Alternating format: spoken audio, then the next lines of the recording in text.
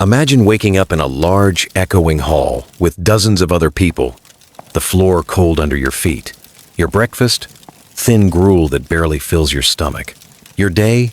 Endless labor, enforced by strict rules, overseen by superintendents whose frowns could make you wish the workhouse walls would swallow you whole.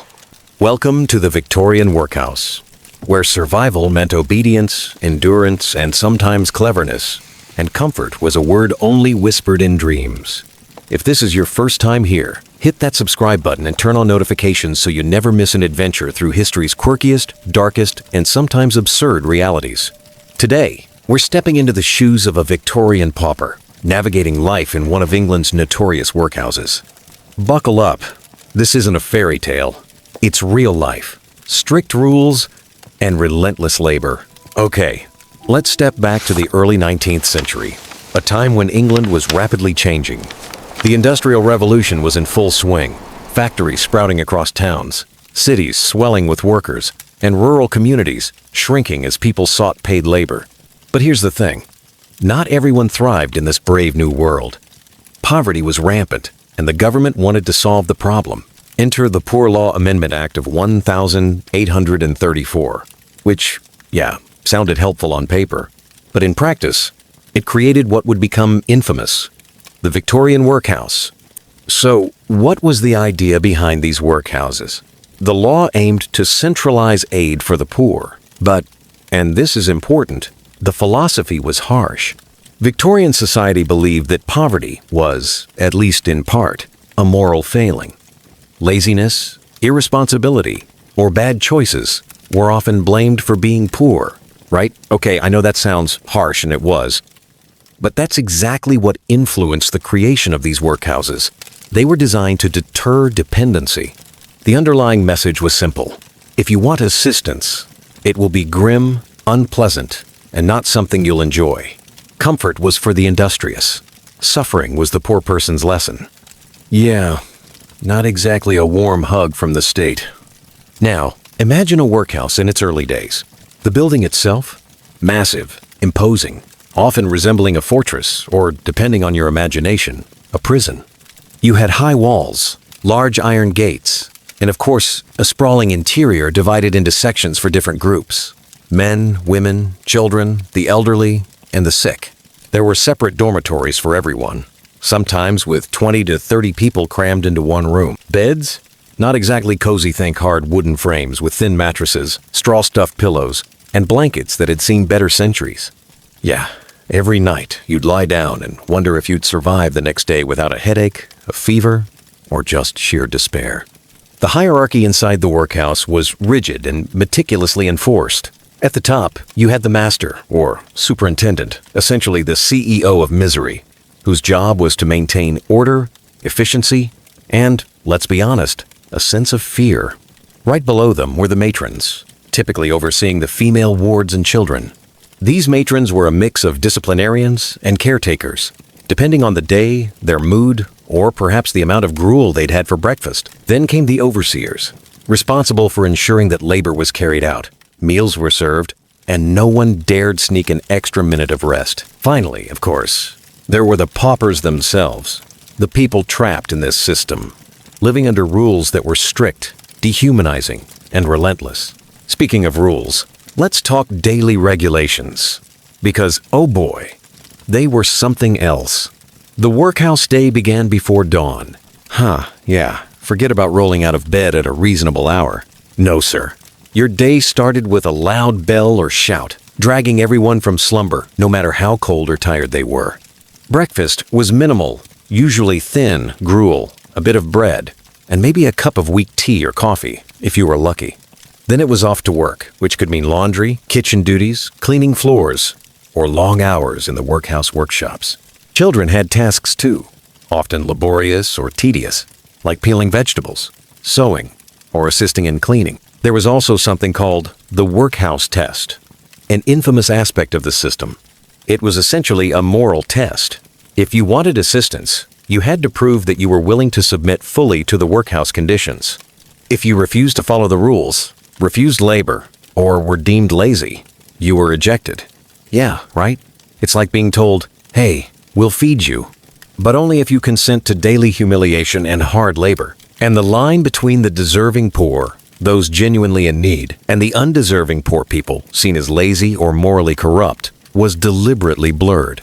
That ambiguity meant that any pauper could be punished or shamed at the whim of the overseers, keeping everyone in line. Yeah. Even if it wasn't fair. The daily routines reinforced this hierarchy and philosophy. Men and women were separated into different wings. Children were segregated from adults. Paupers ate in large dining halls, sitting at long tables under the watchful eyes of matrons or supervisors. Talking was limited, and conversation, if permitted, had to be polite, subdued, and appropriate. Meals were taken quickly. Lingering was frowned upon. Hygiene, too, was regimented. Showers or baths were rare, often weekly or less. Bedding was stripped, floors scrubbed, clothes washed on schedule. Compliance was not optional. It was survival. Workhouses also had religious obligations, which were woven into the day. Morning and evening prayers, religious instruction, and regular sermons were part of life, reinforcing moral lessons. Yeah. If you thought the work was tough, the spiritual scrutiny was equally demanding. Failure to participate appropriately could result in a reprimand or extra labor. So you had to be on your best behavior physically, mentally, and spiritually. The Victorian ethos of discipline, duty, and moral reform permeated every inch of the workhouse experience. And let's not forget the psychological weight. Being constantly watched, forced to follow strict rules, and living in cramped, uncomfortable conditions affected everyone. Adults became resigned, fearful, or cunning, while children grew up learning obedience under duress, suspicion of others, and clever survival strategies. There was camaraderie. Sure pockets of friendship formed quietly, but also rivalry, tension, and anxiety that percolated beneath the surface.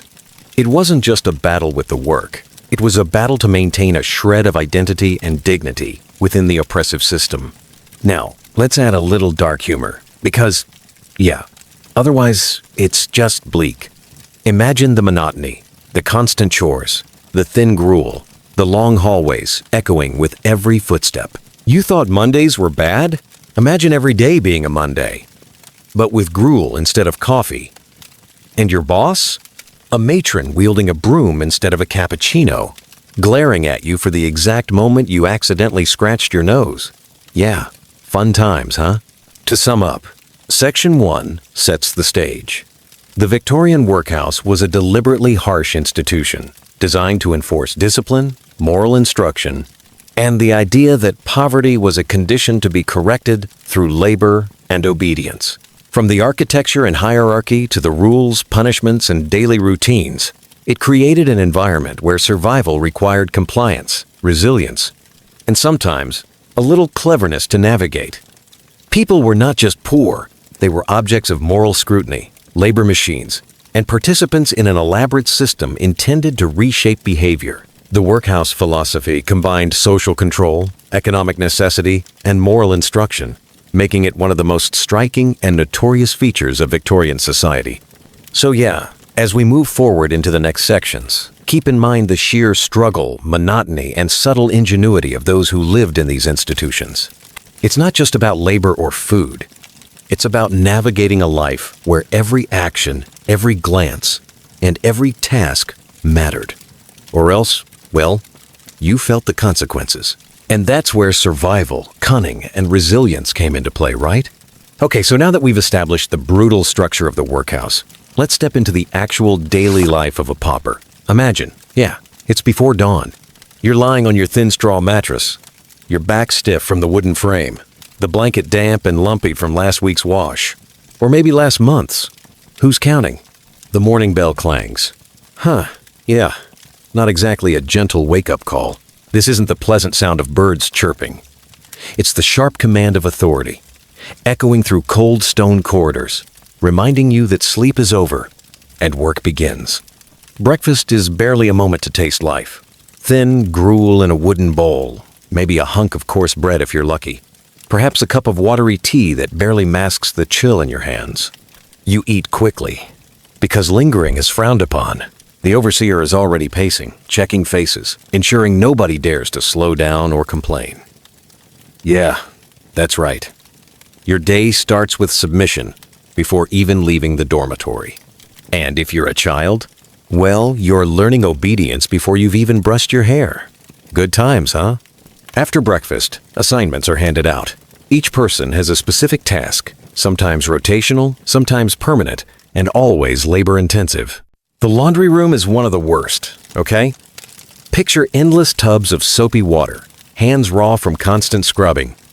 The smell of stale soap and human sweat clinging to every corner. You're bent over wooden tables, scrubbing coarse fabrics that will be used for the bedding and clothing of the workhouse residents. If you thought school detention was bad, try a day in the laundry room where soap and humiliation were your constant companions. Every mistake is noticed. Every complaint is punished. And the work never ends. Huh, yeah. And don't think for a second that a slip of the hand or a dropped sheet goes unnoticed. Nope. Extra hours of scrubbing await those who fail. Some paupers are sent to the workshops, breaking stones, carving wood, or mending tools. Here, physical labor is relentless. Imagine lifting heavy rocks or hauling timber for hours on end under the watchful gaze of the overseers who ensure that laziness is impossible. Sweat drips into your eyes, muscles ache, and blisters form faster than you can count. Yet, there's no pause for hydration. Yeah. Water is rationed, or, if you're lucky, available only at the edges of the work site. And the overseers? They pace the work area, whistling, shouting, and ensuring that every motion is efficient. Efficiency equals survival mistakes. Could cost you punishment, extra hours, or worse. Other work includes cleaning the workhouse itself, sweeping floors, scrubbing walls, emptying chamber pots, and making beds. Yeah, okay, the smell is relentless. Imagine living in a place where your daily routine involves moving through a mix of stale food, human waste, and unwashed bodies. And every task has a time limit. Slow down, and a matron or overseer will reprimand you, usually loudly, sometimes physically. It's a world designed to strip dignity with every task, to make sure paupers understand the consequences of idleness. Meal times are another challenge. Lunch and dinner are similar to breakfast's gruelingly minimal gruel, perhaps a vegetable stew and watery tea. Eating is done in silence or near silence, except for the constant reminders from the overseers. Talking is a privilege, not a right. Yeah, and the quality of food? You'd think it would be bland, but no, it's worse. It's utilitarian, nutritionally sparse, and psychologically punishing. Each meal is a reminder that you exist for work, not comfort. If your hunger gets the better of you, well, don't complain. It could lead to a public scolding, extra chores, or a harsh glare that pierces your very soul. Living conditions amplify the daily grind. Dormitories are overcrowded, sometimes housing 20 to 30 people in a single room. Beds are little more than straw-stuffed mattresses on hard frames. Privacy is non-existent. You wake to the sounds of snoring, coughing, and occasional arguments over stolen blankets. Hygiene is poor. Baths are rare, sometimes weekly, and only if the day's labor allows. Floors are constantly damp, bedding lumpy, and infested with lice. Yeah. Imagine crawling into that every night, praying you don't wake with a rash or find that the bed next to you is host to more than just a human companion. The psychological toll is immense. Shame, stress, and a profound loss of individuality permeate every day. You are constantly watched, constantly measured, and constantly reminded of your status. Children grow up learning to obey first and ask questions later, a mindset designed to keep the workhouse running smoothly.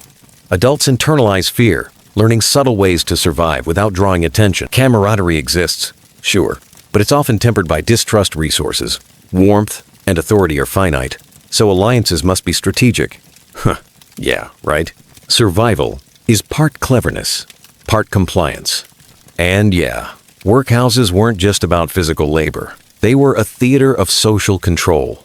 Rules governed everything. When to eat, when to sleep, how to speak, when to pray. Disobedience was punished. Minor infractions might mean extra chores. Serious ones, confinement or public shaming. The constant reminder, your body belongs to the institution, and your mind is under scrutiny. You learn to smile just enough to avoid punishment, to nod along to pretend compliance even as despair builds quietly inside. That's the subtle cruelty of the system. It teaches obedience while crushing spirit, and yet some people survived, learned tricks, and even found moments of respite. Children, in particular, faced a double burden. Beyond the physical chores, they were indoctrinated into the social philosophy of the workhouse. Moral instruction, reading if available, and prayers were woven into daily life. Yeah. Imagine learning literacy while your fingers are raw from laundry or stone breaking. Education, such as it was designed to reinforce obedience, humility, and endurance. Fun, play, and creativity were luxuries, sometimes only imagined in whispered stories exchanged at night under threadbare blankets. Despite all this, paupers displayed remarkable resilience and ingenuity. They found ways to survive mentally and emotionally. Small acts of resistance, hiding extra food, doing chores slightly off schedule, exchanging small favors became necessary skills. Humor, too, was a coping mechanism. Yeah. Imagining the overseer slipping on a wet floor, or the matron spilling gruel while scolding someone. It kept morale from completely collapsing, even if just barely. Even the smallest freedoms mattered. A moment to stretch legs, a conversation in passing, a whispered story, or a shared glance of solidarity could lighten the psychological load, if only for a minute. And yeah, sometimes laughter did slip through the cracks, huh? Imagining a child trying to sneak a piece of bread or an adult exaggerating a chore to elicit a chuckle from peers. It wasn't much, but it reminded everyone that humanity couldn't be fully eradicated, even under strict control. By the end of the day, exhaustion dominated. Evening meals were brief, dormitories awaited, and lights out meant another night of minimal comfort and crowded conditions. Sleep was necessary, but never luxurious. And the alarm for the next day's labor loomed, a constant psychological hammer reminding everyone of the never-ending cycle. Paupers learned to compartmentalize. To push despair aside and focus on completing tasks, one chore at a time, one day at a time. Finally, let's add some humor, because without it, this section is unbearable. Okay, picture it. You thought school detention was the worst punishment? Try a day in the laundry room, scrubbing rags for endless hours, soap in your eyes, lice in your hair, all while an overseer hovers over you like a hawk. Yeah, Monday mornings suddenly look pretty good, huh? Or imagine carrying buckets of stone across the yard, knees trembling, back screaming, only to be reminded that tomorrow you'll do it all again. Yeah, survival here isn't just a test of body. It's a test of spirit, patience, and sheer stubbornness. Okay, so we've seen how brutal and exhausting daily life was in a Victorian workhouse. But let's not forget the other side of the coin: discipline. Life in a workhouse wasn't just about hard labor. It was about strict control.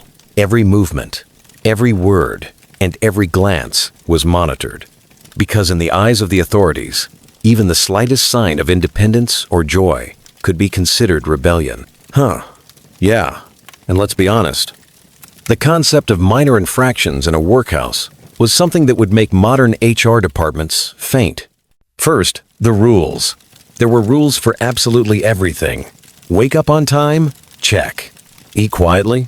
Check. Bow your head in prayer at the right moment? Check. Don't talk while cleaning? Check.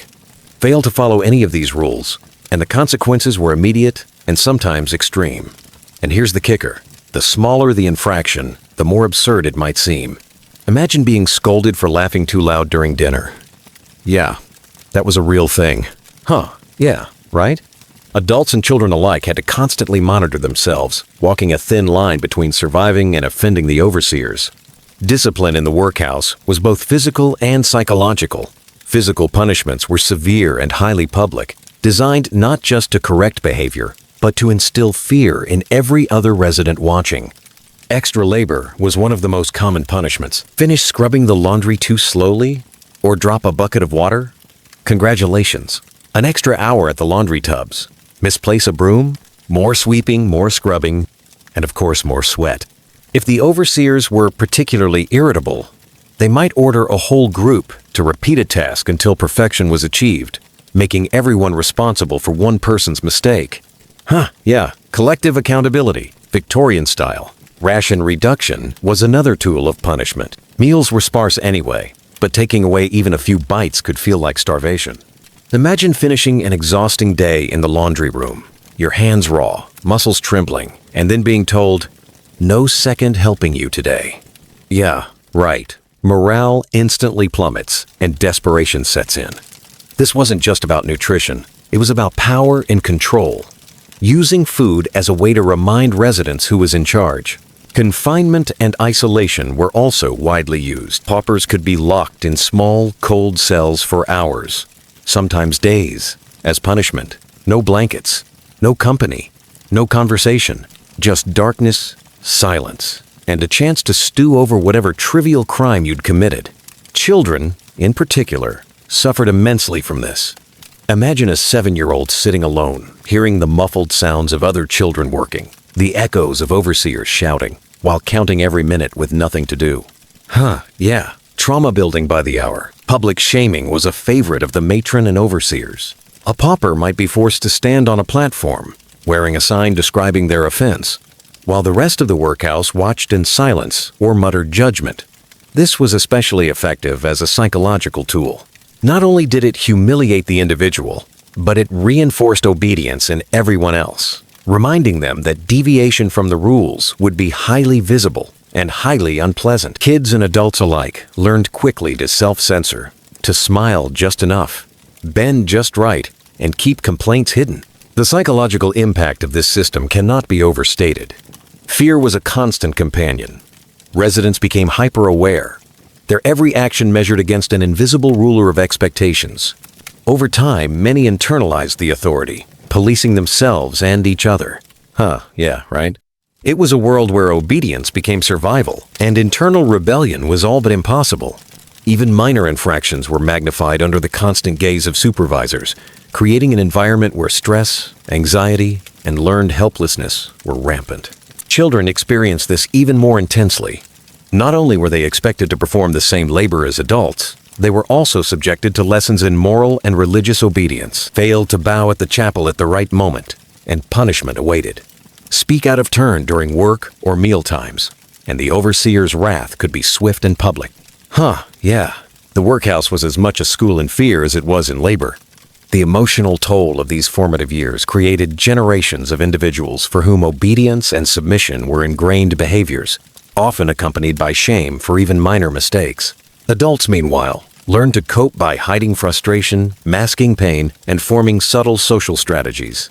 Humor, camaraderie, and small acts of cleverness became essential survival tools. Paupers might quietly mock the matron behind her back, whisper jokes about the endless gruel, or invent tiny games to make repetitive chores slightly more bearable. Yeah.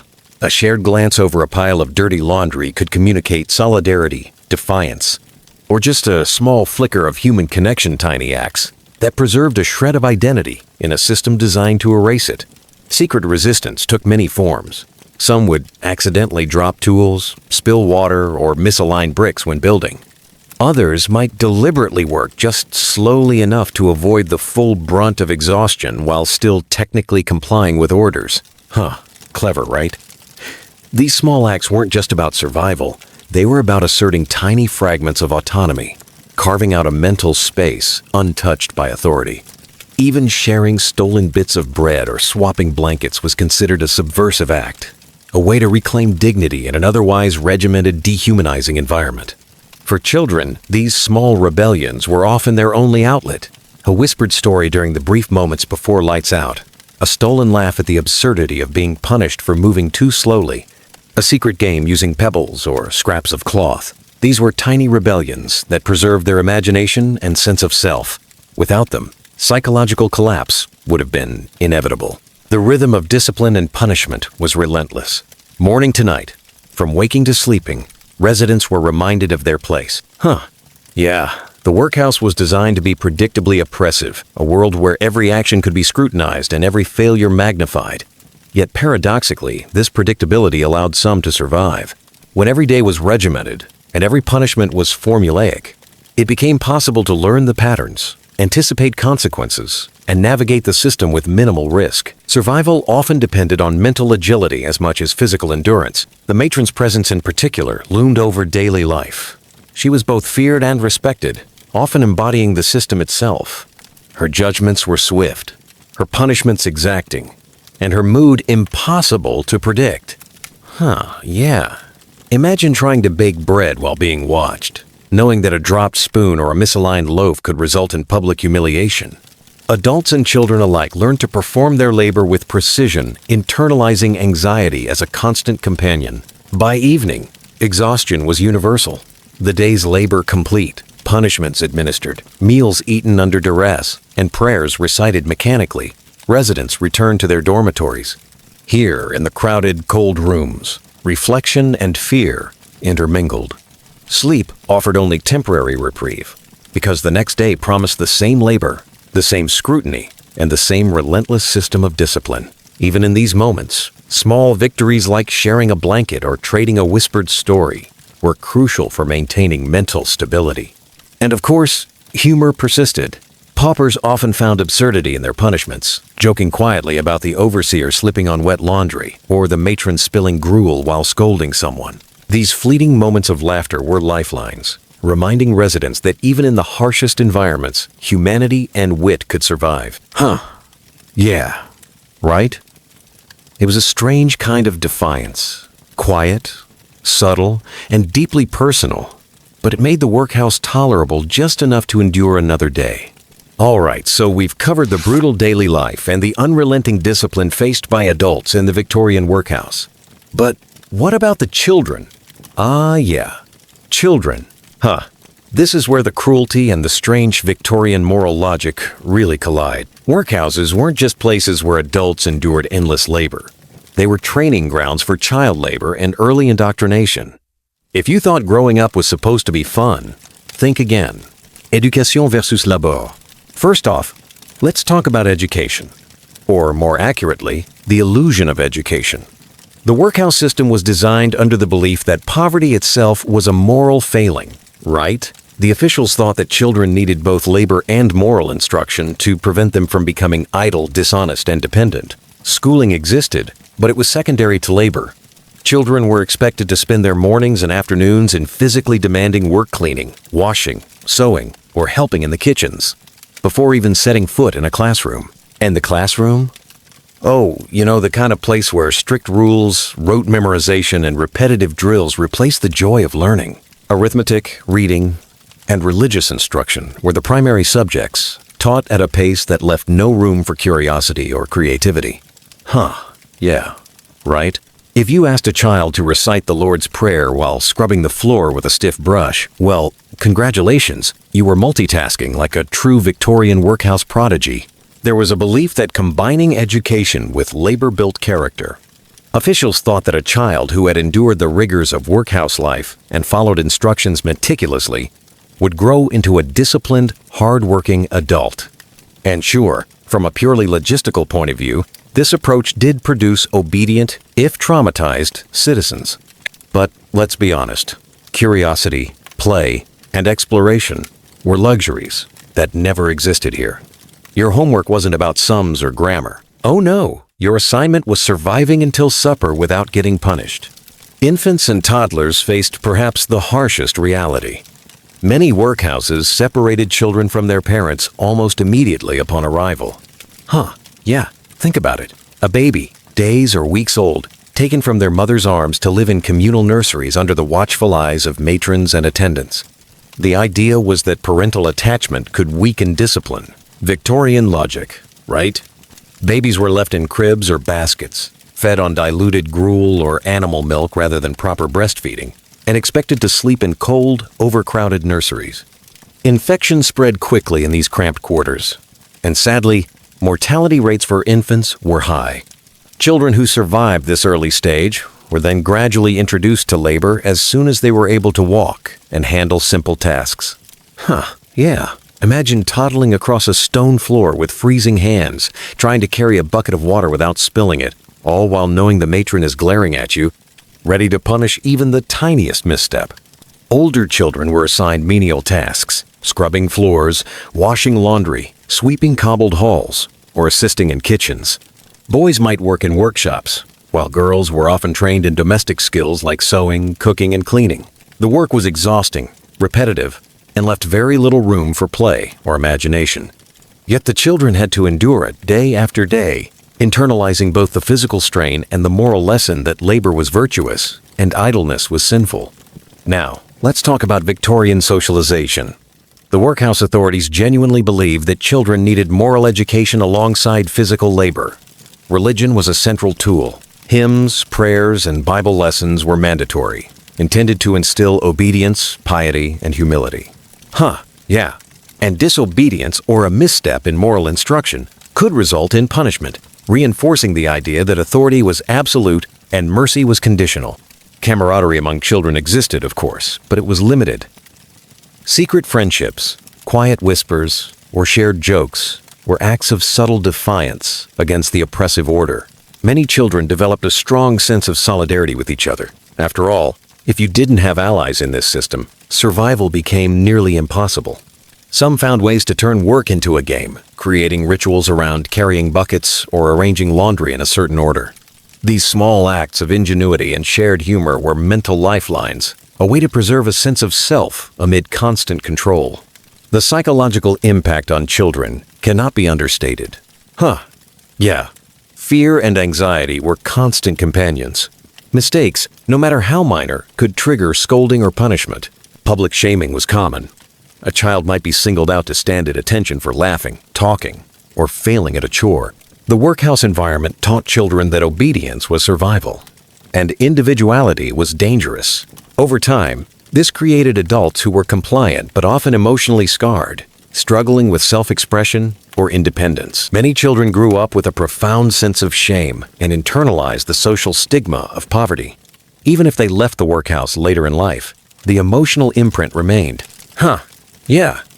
Imagine being labeled as undeserving or unfit from the age of 5, carrying that with you into adulthood. This wasn't just a moral lesson. It was a life-altering psychological imprint. Physical scars were almost as common as emotional ones. Malnutrition, exhaustion, and overwork left children weaker and more susceptible to disease. Some developed chronic injuries from repetitive labor, while others suffered from stunted growth. Yeah, right? Low life expectancy was not uncommon, and surviving the workhouse didn't guarantee freedom from hardship. The social stigma attached to former workhouse children followed them, limiting employment opportunities and exposing them to continued prejudice and marginalization. And yet, some children did adapt. They learned resilience, resourcefulness, and subtle forms of resistance. Yeah. Maybe you can call it survival skill building. These children could navigate oppressive environments with agility, reading cues from overseers, forming alliances, and finding small ways to protect themselves. But let's not sugarcoat it. This was a high-cost education, and the price was childhood itself. Amid all this misery, a little humor survived, mostly ironic and dark. Picture this: a child balancing a bucket of wet laundry while chanting a prayer they barely understand, thinking, "Homework? Forget it. Your assignment is surviving until supper." Yeah, exactly. If a modern teacher knew that learning arithmetic involves scrubbing floors until your hands crack, there'd be lawsuits.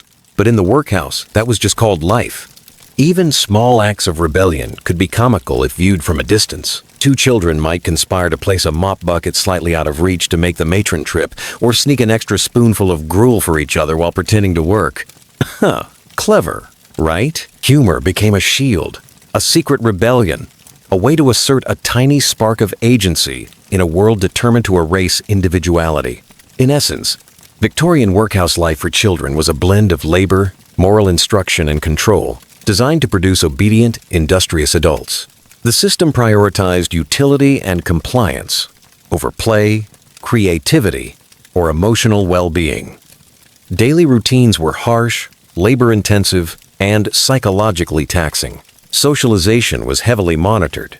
Moral lessons were compulsory, and independence was systematically suppressed.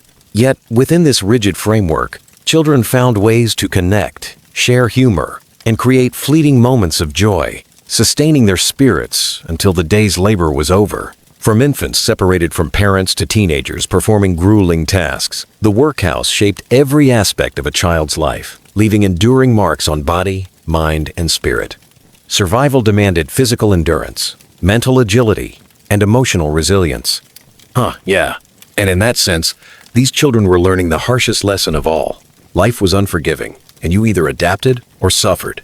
So, next time you grumble about finishing a homework assignment or attending school, remember, in the Victorian workhouse, the entire curriculum was survival. Every meal, every chore, every prayer, and every punishment was a lesson in obedience, resilience, and endurance. A lesson that left no room for the frivolities of childhood. All right, so we've seen the exhausting routines, the labor, and the relentless discipline faced by adults and children alike in the Victorian workhouse. But now, let's talk about something that affects everyone every day: health, food, and hygiene. Yeah, right? And spoiler alert, life here wasn't exactly Michelin, starred, or spa-level relaxing. First off, let's tackle the infamous workhouse diet. You've probably heard tales of gruel, and yes, those stories aren't exaggerations. Gruel was the staple, a watery porridge made from oatmeal, barley, or other cheap grains, sometimes cooked with a bit of milk if the workhouse could scrape it together.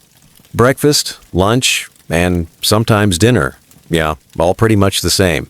Not exactly a culinary adventure. Bread was another constant, dense and coarse, often stale before even leaving the bakery. Think of it as a chewable brick with the faintest whisper of nutrition. Meat was rare, a luxury for special occasions, maybe once a week if the workhouse got lucky. And even then, it was likely boiled to death in a communal pot. Vegetables were limited to cheap roots or cabbage if available. And fresh fruit? Forget it. That was reserved for the upper classes, or maybe the occasional generous parish donation. Nutritional deficiencies were widespread.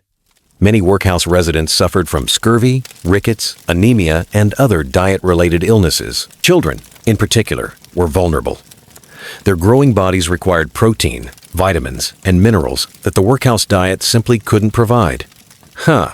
Yeah, right? Imagine trying to learn, work, and survive while subsisting on watery porridge and cardboard-like bread day after day. It's no wonder that frailty and stunted growth were common. So, you're hungry, tired, and aching from labor. What happens if you get sick? Well, don't hold your breath for an empathetic physician. Medical care in workhouses was minimal, reactive rather than proactive, and often downright cruel by modern standards. If a pauper fell ill, they might be sent to a pauper hospital, a facility that was more about containment than cure. Treatments were rudimentary and sometimes dangerous. Fever, cold compresses, and bed rest if available. Infection, perhaps a poultice, or, if they were unlucky, bloodletting. Yeah, right? Laxatives and tonics were given for everything from stomach pain to melancholy. No antibiotics existed yet, no vaccines, nothing to really prevent the spread of disease. In fact, the crowded conditions often made workhouses a breeding ground for illness. Outbreaks of cholera, typhoid, and tuberculosis were common. Once illness hit, recovery depended largely on the patient's own resilience or luck. Children and the elderly were particularly at risk, and it wasn't unusual for a minor illness to spiral into something fatal. The medical system wasn't there to heal so much as to manage bodies within the institution's walls, ensuring the workhouse could continue to function efficiently. Now, let's talk about sanitation, which, by modern standards, was non-existent. Yeah, right? Workhouses often had communal toilets, sometimes a simple long bench with holes over a pit. Privacy was laughable, hygiene was laughable, and odor? That was unavoidable. Imagine dozens of people using the same latrine, week after week. With minimal cleaning, bathing was infrequent. A once-a-month scrub in cold water, if residents were lucky, was considered sufficient.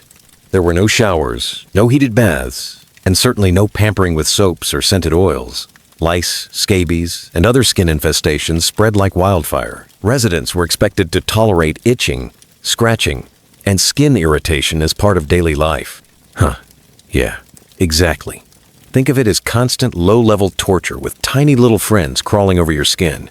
Bed linens were shared, or rarely changed. Dormitories were overcrowded, often with rows of iron or wooden beds crammed together. Sweat, dirt, and the occasional pest were commonplace. Privacy? Forget it. There was none. You ate, slept, and labored in the same spaces as dozens of others, with personal space considered a luxury. All of these conditions, poor nutrition, inadequate medical care, and abysmal hygiene, had profound psychological effects. Constant hunger created anxiety, irritability, and stress. Chronic illness bred despair. Overcrowding and lack of privacy left residents feeling powerless and dehumanized. Yeah, the mental strain was relentless.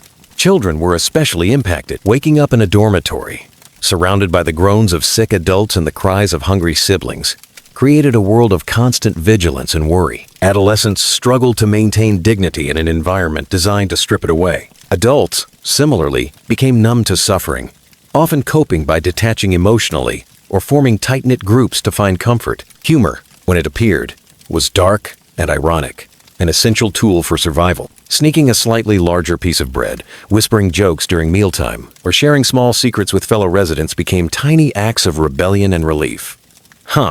Yeah, right? You laugh, or you cry. And in a place like this, laughing quietly in defiance might be the only choice you have. The long-term health effects of workhouse life were grim. Malnutrition and poor hygiene led to stunted growth, weakened immune systems, and chronic illness. Many children carried scars into adulthood, both physically and emotionally. Life expectancy was low. Yeah, right? Survival was a continuous gamble. Those who left the workhouse as adults were often ill-prepared to handle life outside the institution, facing stigma, lack of skills, and persistent health problems. Even for adults, repeated exposure to disease, poor diet, and harsh working conditions took a cumulative toll. Arthritic joints, persistent coughs, digestive problems, and infectious diseases were widespread. And yet the Victorian moral lens framed this suffering as a necessary tool of discipline, a means to improve character and instill the virtues of industriousness and obedience. Amid all the misery, let's inject a touch of dark humor, because, hey, humans survive by laughing, right? Imagine this. You're covered in soap scum from the laundry, hair matted with lice, stomach growling from a meager portion of gruel, and someone says, "Time for your bath." Yeah, exactly. You might think a bubble bath would help. Nope, that's just for the masters. And yet, the resilience required to laugh quietly at this absurdity was a skill honed from childhood. Even the tiniest victories. A cleaner bed corner, a warmer loaf of bread, a small secret joke shared with a friend became monumental achievements in the daily grind. Humor wasn't frivolous. It was an essential survival strategy. Yeah, survival with a side of irony. Summary of health, diet, and hygiene in workhouses. So, in the Victorian workhouse, health, food, and hygiene were intertwined with control and moral philosophy. Gruel and coarse bread sustained the body, but not well. Medical care was minimal, reactive, and often inadequate. Sanitation was poor, overcrowding was severe, and pests thrived. Hunger, illness, and exposure to disease shaped both the daily experience and the long-term well-being of all residents. The psychological effects were just as important as the physical ones. Constant anxiety, shame, and loss of privacy eroded personal identity, forcing residents, children, and adults alike to adapt emotionally, often through dark humor, subtle resistance, and camaraderie with fellow paupers. Yeah, right? Life here demanded resilience in the extreme, and the ability to endure humiliation, pain, and neglect became a core skill. Victorian officials may have designed workhouses to discipline and moralize, but the unintended lesson for residents was far more visceral. Survive, adapt, and cling to every moment of small victory, because the system wasn't built for comfort or care. It was built for control. The workhouse, where every day is a struggle for survival, and yet, paradoxically, it's also a place where human connections could blossom, albeit under conditions that were anything but normal. Yeah, right? Let's take a closer look at how relationships and social hierarchies formed among the paupers and the staff, shaping life in ways you might not immediately expect. First off, It's crucial to understand that not all paupers were treated or perceived equally. Officially, everyone in the workhouse was subject to the same strict rules, but in reality, an unofficial hierarchy emerged. Age, gender, and skill played significant roles in determining how individuals were positioned socially. Older paupers often commanded respect, at least to some degree, simply because they had survived longer in such a harsh environment. Their experience navigating rules, work assignments, and punishment gave them an edge over younger, more naive residents. Gender also influenced social standing. Men might be assigned more physically demanding labor, such as breaking stones or working in the laundry yards, while women often handled domestic tasks, like cooking or cleaning. In a paradoxical twist, women who excelled at household chores or childcare sometimes gained a subtle form of respect, as they were seen as indispensable to daily operations. Yeah, right? Of course, this respect didn't translate into comfort or privilege. It was more like being tolerated for usefulness rather than admired for humanity. Skills also mattered, particularly for those who could read, sew, mend clothing, or perform trades. A literate pauper might be assigned clerical tasks or help maintain records, which gave them a small reprieve from grueling manual labor. Similarly, someone adept at repairing shoes, making mops, or cooking slightly tastier gruel might gain a sliver of status among peers. The ironic twist? That respect often came with envy, suspicion, or covert attempts at sabotage from others who were struggling or resentful. The result was a micro-society within the workhouse. Unofficial leaders emerged, informal alliances formed, and certain individuals wielded influence over day-to-day interactions. Yeah. It was like a miniature society with its own rules, etiquette, and social tensions. Except instead of lavish feasts or offices, the currency was scraps of food, survival tips, and the ability to avoid punishment. Within these confined spaces, human connection became both a necessity and a liability. Paupers often formed friendships and alliances, whether to survive physically, emotionally, or psychologically. A strong partner in a grueling laundry shift could make the difference between sanity and despair. Older children might mentor younger ones, teaching them how to navigate rules or hide minor infractions from watchful overseers. Mutual support wasn't just emotional, it was practical. Sharing a bit of bread, helping carry heavy buckets, or covering for someone's slow work pace could foster loyalty. But camaraderie always walked hand in hand with rivalry. Confined spaces, constant scarcity, and relentless supervision created fertile ground for conflict.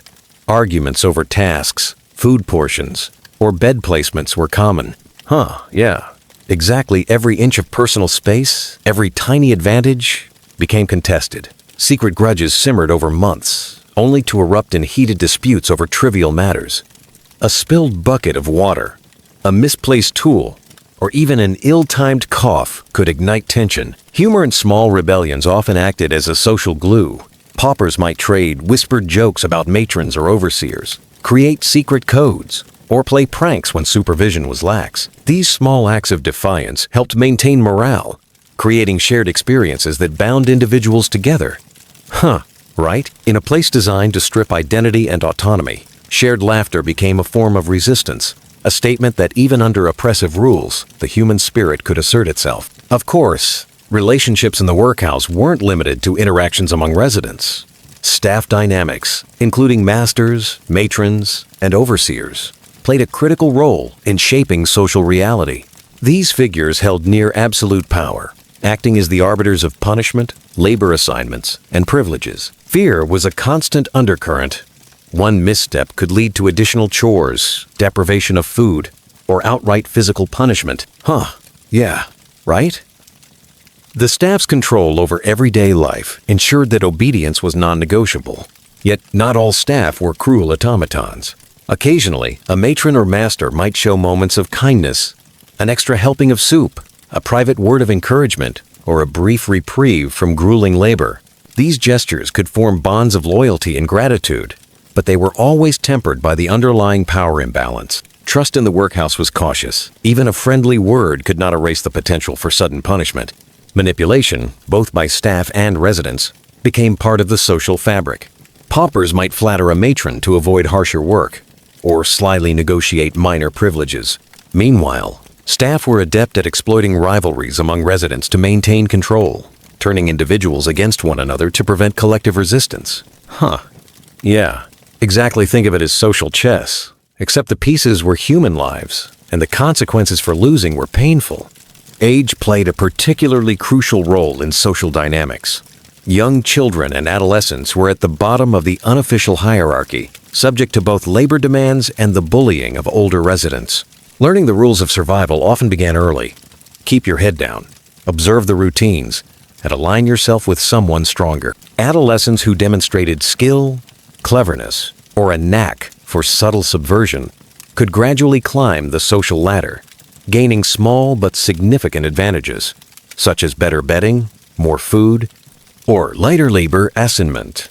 Elderly residents, meanwhile, had a different set of challenges. Their physical abilities often waned, making heavy labor difficult or impossible. Yet age could also confer a type of social respect. Older paupers often knew tricks for avoiding punishment, could mediate disputes, or had earned a grudging tolerance from staff. Yeah, exactly. It was a paradoxical mix of vulnerability and authority. Amid all these challenges, humor remained a survival tool. Imagine this.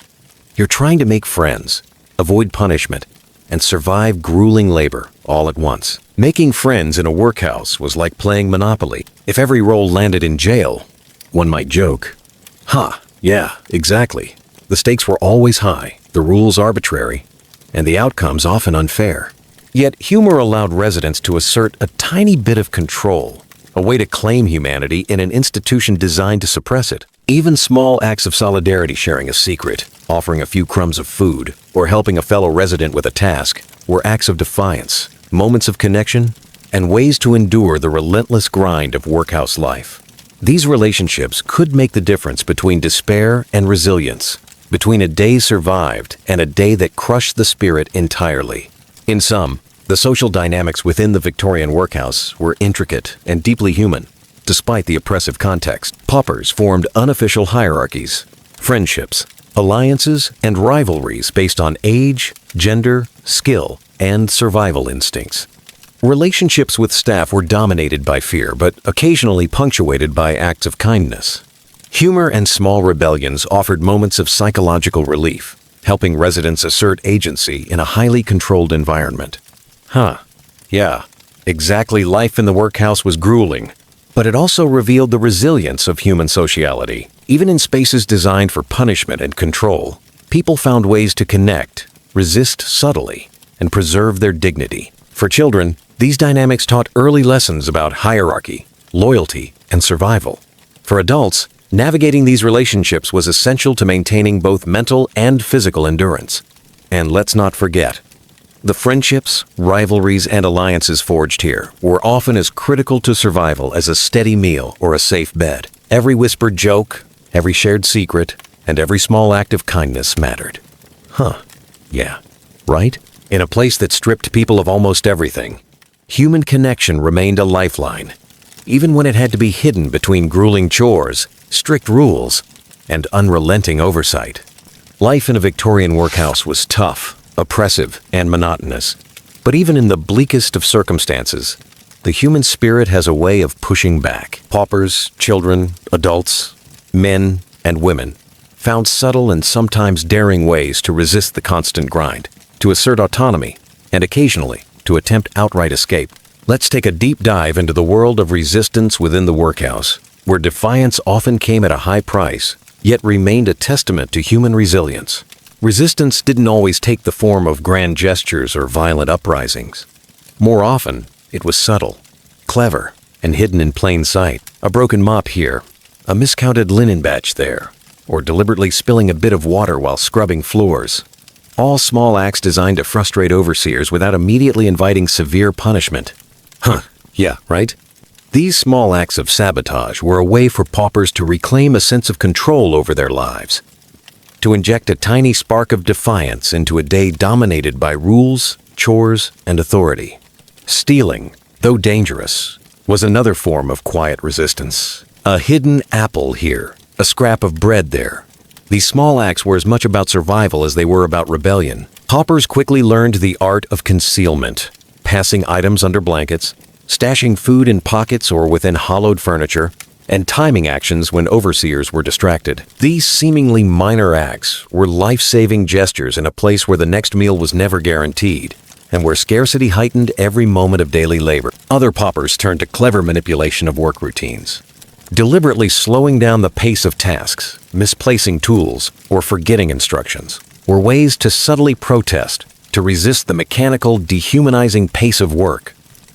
Yeah, right? It was almost a game of cat and mouse.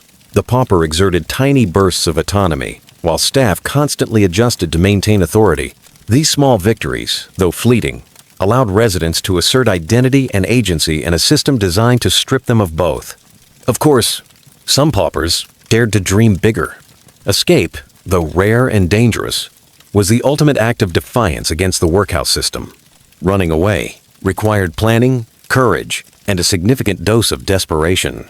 Paupers knew that being caught could result in severe punishment, extra labor, reduced rations, or even public humiliation. Yeah, exactly. This wasn't a Hollywood chase scene with a guaranteed happy ending. It was mud, rain, fatigue, and the looming threat of a matron's wrath.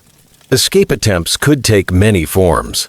Some paupers waited for the cover of night, quietly slipping out through gates left unlocked, or slipping past distracted guards. Others relied on secret knowledge of surrounding roads, fields, and neighboring villages, hiding in haylofts, barns, or abandoned structures until the coast was clear. Yet even the most carefully planned escapes were fraught with peril. Caught too close to the workhouse, a runaway might be dragged back by staff, subjected to brutal disciplinary measures, and forced into heavier labor as punishment. Yeah, right? That was the reality. Freedom was tantalizingly close, yet punishable by severe reprisal. For children, the risks were even higher. Those who tried to run away faced physical danger, harsh weather, wild animals, or treacherous terrain on top of the likelihood of recapture. Families within the workhouse often became unwilling accomplices, trying to hide escapees or provide secret provisions, only to face collective punishment if discovered.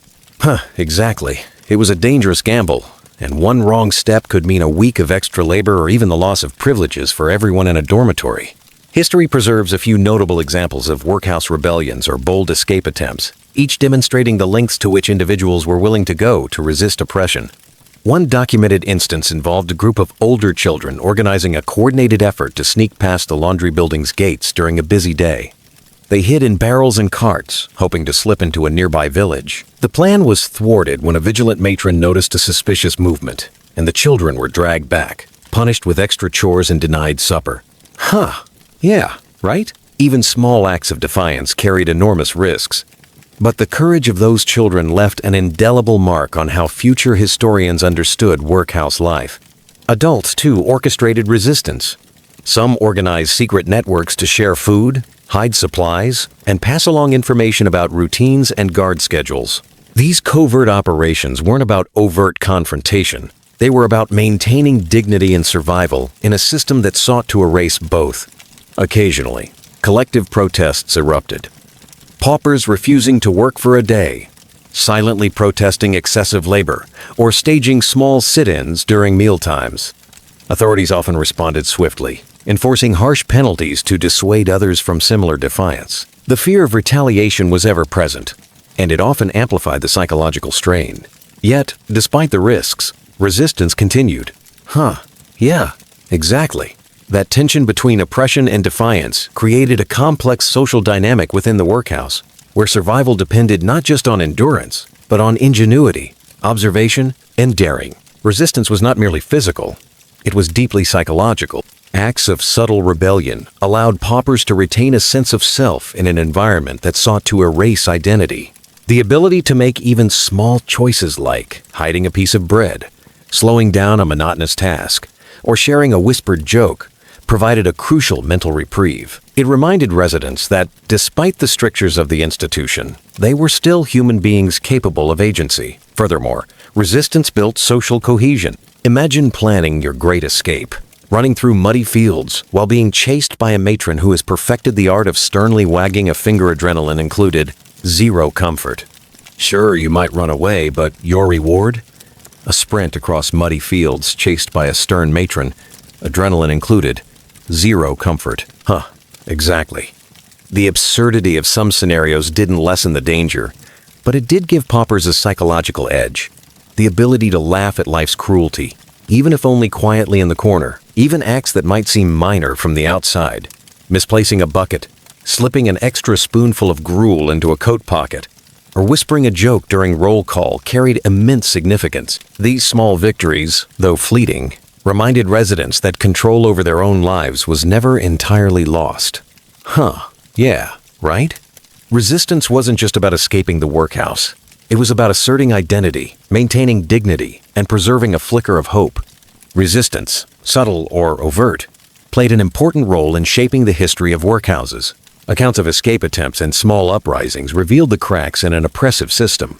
And over time, these acts of defiance helped inform public debates about the morality and efficacy of the workhouse system. Huh, exactly.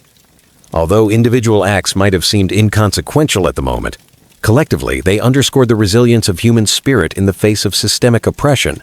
By understanding the ways paupers resisted, historians can glimpse the lived reality of workhouse life beyond official records and reports.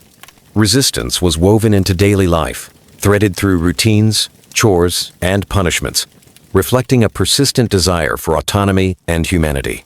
Huh, yeah, right? It reminds us that even in the harshest conditions, people find ways to fight back, to assert their presence, and to maintain a sense of self. By the time we reach the end of the Victorian workhouse era, it's clear that these institutions left a mark far beyond the cold stone walls, gruel-filled bowls, and endless corridors of punishment. The legacy of workhouses is multi-layered, touching social attitudes, legal structures, cultural imagination, and modern welfare systems. Understanding their long-term influence allows us to see how society's approach to poverty and labor evolved, and why the shadows of these institutions still linger today. Workhouses were designed, theoretically, to separate the deserving poor from the undeserving, a concept steeped in Victorian social philosophy. Huh, exactly, right? The deserving poor were considered those who had fallen into hardship through no fault of their own, widows, orphan children, or the sick. The undeserving poor were often characterized as lazy, immoral, or criminal, those who supposedly refused to work or contribute. This categorization reinforced moral judgments on poverty that had far-reaching consequences. Inside the workhouse, the social impact was immediate and deeply personal. Huh, yeah? Residents experienced what it meant to be stigmatized for their socioeconomic status. Families were separated, children assigned chores and schooling under strict regimens, and adults subjected to exhausting labor designed to teach them discipline and humility. These policies reinforced a social hierarchy that positioned the poor as morally inferior and dependent on institutional oversight. Yet the workhouse system also inadvertently fostered a kind of solidarity among paupers. Huh, right? In the face of relentless control, individuals formed bonds of camaraderie. Shared struggles in dormitories, communal dining halls, and labor assignments created networks of mutual support. This social dynamic was vital for survival, both physically and psychologically.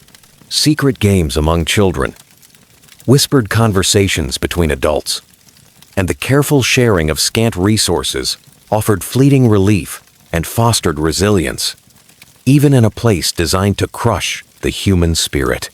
The lessons learned from these experiences echoed beyond the workhouse walls. Communities grew wary of poverty's visibility, often associating social failings with moral failings. These perceptions persisted in Victorian society, shaping how poverty was addressed in the public consciousness for decades. Workhouses, therefore, were not only physical institutions, but also powerful tools in constructing social narratives about labor, virtue, and dependency. Huh, yeah, right? The legal influence of workhouses extended well beyond the Poor Law Amendment Act of 1834. The framework established during this era laid the groundwork for modern approaches to public assistance, illustrating both the dangers and potential of institutionalized support. Laws surrounding pauper treatment, Labor requirements and eligibility criteria informed later debates about welfare, social services, and the state's role in mitigating poverty. Culturally, workhouses captured the Victorian imagination, especially through literature. Charles Dickens, for instance, immortalized the horrors of workhouse life in Oliver Twist, highlighting systemic cruelty, the separation of families, and the dehumanizing effects of institutional labor. Huh, yeah? The workhouse became both a symbol and a critique, a narrative device through which authors could explore social injustice, moral responsibility, and the consequences of rigid bureaucracies. Dickens's depictions resonated with the public, shaping perceptions of poverty and influencing policy debates.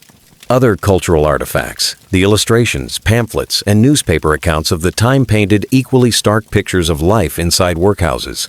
They emphasized the brutality, monotony, and psychological strain, reinforcing workhouses as cautionary examples of what happens when society treats its most vulnerable as expendable. These stories influenced Victorian reform movements, driving campaigns for better housing, education, and access to health care for the poor. Yeah?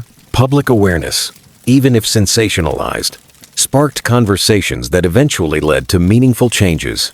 Legal reforms continued to evolve. By the late 19th and early 20th centuries, criticism of workhouses prompted a slow dismantling of the system. Regulations were amended to improve sanitation, food quality, and child welfare. Exactly right. Some institutions were repurposed as hospitals, shelters, or social service centers. Although workhouses, as they existed in Dickens's time, faded, their legacy persisted in laws regulating public assistance and welfare provisions.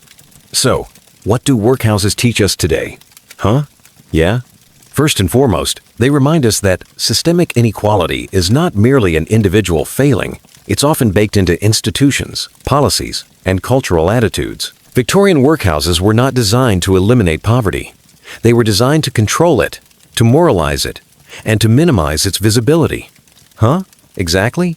The physical architecture: stone walls, segregated dormitories, communal dining halls, mirrored and reinforced social hierarchies, making poverty both a physical and psychological cage. Modern welfare systems owe much to the lessons of the workhouse. Programs that emphasize dignity, support, and holistic care for vulnerable populations are, in part, responses to the failures of the Victorian approach. Right? Today, social workers, housing initiatives, food assistance, and educational programs aim to empower rather than humiliate. The contrast couldn't be starker. Instead of punishing poverty, modern systems seek to alleviate it while maintaining individual autonomy. Yet echoes of the workhouse mentality still linger in subtle ways. Public debates about welfare often echo Victorian-era distinctions between the deserving and undeserving, highlighting how moral judgments about poverty continue to influence policy and perception. Yeah?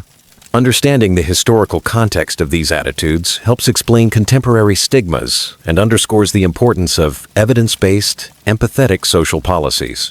Okay, now don't get me wrong, workhouses were grim. Yeah? But even in the darkest corners of Victorian society, humor found a way to creep in.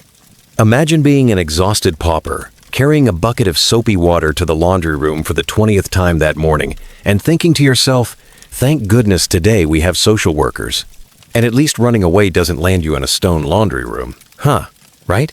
Humor was one of the few coping mechanisms available to residents, a quiet rebellion of the mind against the endless monotony and control. Even small ironies, like the juxtaposition of strict rules against the sheer randomness of disasters, illnesses, and bad meals, provided mental relief. Paupers developed private jokes, secret codes, and rituals that gave fleeting joy and a sense of shared humanity. Yeah? In a world where autonomy was limited and privacy nearly non-existent, laughter and cleverness became subtle acts of resistance in their own right. Okay, yeah. So we've walked through the cold corridors, the long labor, the endless gruel, and the stone dormitories of the Victorian workhouse. Right? And after all of that, you might be thinking, why does this matter today? Well, the truth is, the story of workhouses isn't just about history. It's about understanding how societies deal with inequality, poverty, and human dignity. Lessons that are still very relevant. The workhouse system, for all its rigid structure and cruelty, reflected the Victorian mindset about poverty. There was a firm belief that idleness was a moral failing, that suffering was a tool for reform, and that strict labor could build character, or at least that was the theory. Yeah, in reality, it often did the opposite. It dehumanized residents, separated families, and left both physical and psychological scars that could last a lifetime. Children grew up in dormitories instead of nurseries, learning survival over play, while adults faced long hours of menial labor, with little hope of relief or reprieve. The workhouse taught obedience, yes, but at a cost that no moral lesson could ever justify. And yet, within this harsh environment, the resilience of humans shines through. Right? We've seen how paupers formed alliances, nurtured small friendships, developed secret games and rituals, and even found humor where they could. Humor was subtle but powerful, a mental rebellion against the monotony and oppression. The residents of workhouses were often trapped physically, but their minds and spirits found ways to resist, to maintain a sense of self, even under constant surveillance and control. In that sense, the workhouse experience is also a testament to human endurance and adaptability. From a societal perspective, workhouses influenced Victorian attitudes far beyond their walls. They shaped public opinion about poverty and responsibility, often reinforcing harsh judgments about the deserving versus undeserving poor. These distinctions affected public policy for decades, influencing how social assistance was delivered and who was considered worthy of help. Yeah?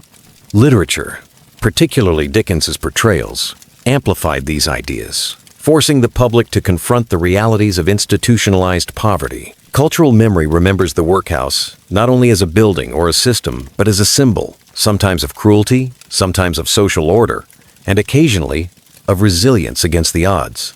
Legally and administratively, the workhouse era left a complicated legacy. Right? The Poor Law Amendment Act of 1834 codified a system of social assistance, but it was built on punishment and deterrence rather than support.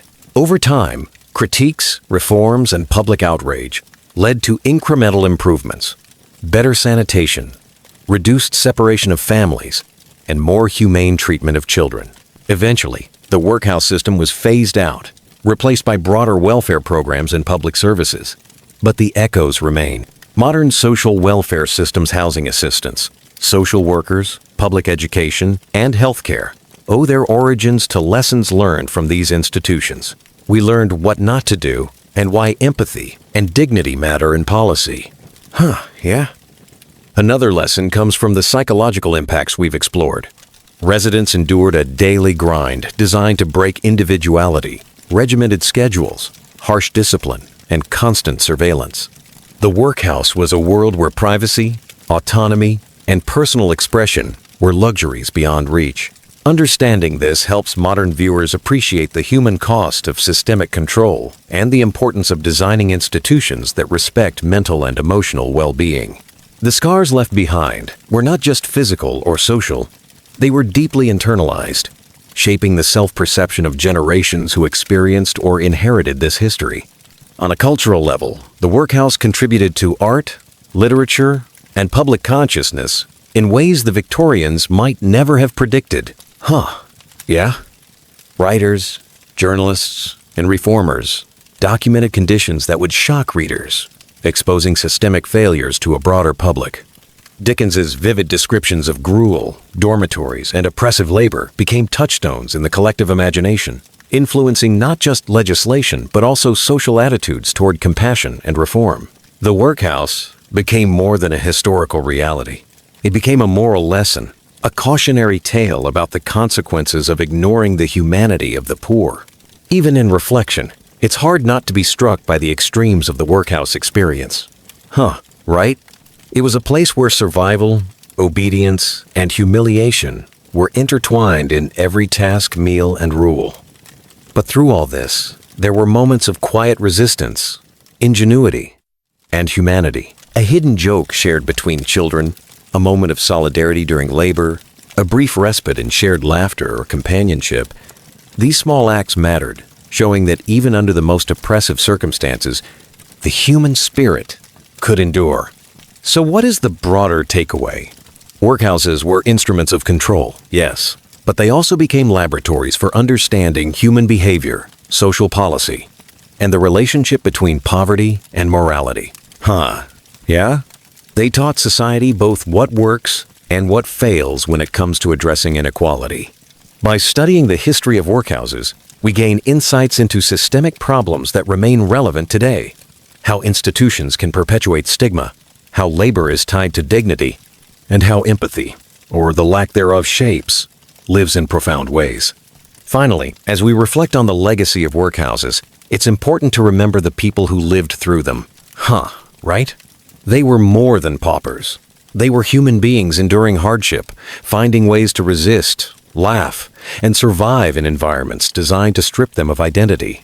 Their experiences remind us of the moral imperative to create systems that protect rather than punish, to offer opportunity rather than humiliation, and to value humanity above social convenience or rigid ideology. Humorous observation. And, yeah, let's be honest. We can chuckle now. But imagine being a child in a dormitory, elbow to elbow with 30 other kids, forced to scrub the laundry for 12 hours, and someone scolds you for laughing. Right? Today, our punishment might be a timeout or an extra homework assignment. But back then, stone floors, endless soap, and zero mercy. At least we can be grateful for modern social workers, clean sheets, and private bathrooms. Oh, as we close this journey through the dim halls, endless labor, and resilient souls of the Victorian workhouse, remember the enduring lesson. History is not just a story of dates and laws, it's a story of people.